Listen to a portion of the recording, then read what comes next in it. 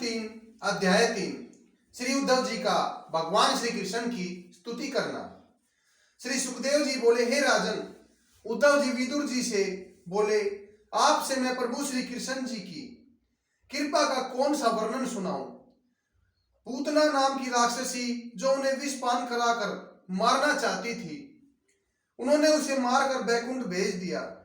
ऐसा कौन अभागा है जो प्रभु श्री कृष्ण जी की शरण से दूर रहकर संसार में मोह माया के जाल में फंसा रहना चाहता है।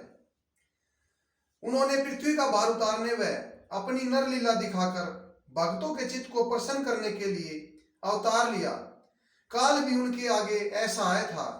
वे अपने छोटे से स्वरूप में कंस के भय से नंद के यहाँ जन्म लेकर आए थे। उन्होंने यह प्रभु की प्रथम लीला थी। वहां पर उन्होंने सब गोप ग्वालों को, नंद और उनके गाय बछड़ों को अनेकों तरह से प्रेम से परिपूर्ण किया, सबको प्रसन्न किया। फिर दुष्ट कंस द्वारा भेजे गए समस्त दानवों का संहार कर इंद्र और ब्रह्मा का अभिमान तोड़ा। कालिदह से नाग का नाश कर नंद जी को सर्प के काटने से बचाया। गोपियों के संग रास लीला कर अघासुर, बकासुर, केसी और शंखचूड़ आदि अनेक दानवों को सुरपुर का दर्शन कराया। अक्रूर जी को यमुना के जल में स्नान करते समय अपने चतुर्भुज रूप के दर्शन कराए। मथुरा में जाकर दुष्ट कंस के धोबी को धराशायी करके बाहुक दर्जी को बैकुंठ लोक भेजा।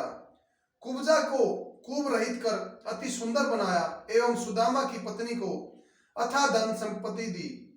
कुबला पीड़ गज हाथी को अपने हाथों से चारों ओर घुमाकर पृथ्वी पर पटक दिया तथा चाणूर और मुष्टिक नामक दोनों अति बलशाली पहलवानों का संहार कर दुष्ट कंस का शीश धड़ से अलग कर दिया। उग्रसेन को राजगद्दी पर बैठा के अपनी माता देवकी व पिता वासुदेव जी को सुख दिया। इसके पश्चात अंत में महाभारत और यदुवंश जाकर युद्ध कराकर पृथ्वी को भार मुक्त करके गोलोक चले गए। हे विदुर जी, कहां तक मैं प्रभु श्री कृष्ण जी की लीलाओं का वर्णन करूं। प्रभु श्री कृष्ण जी ने लीला इसलिए की, उसको सच्चे मन से स्मरण कर संसारी पुरुष भाव सागर से पार उतर जाएं और उनकी शरण में चले जाएं। जय श्री कृष्ण।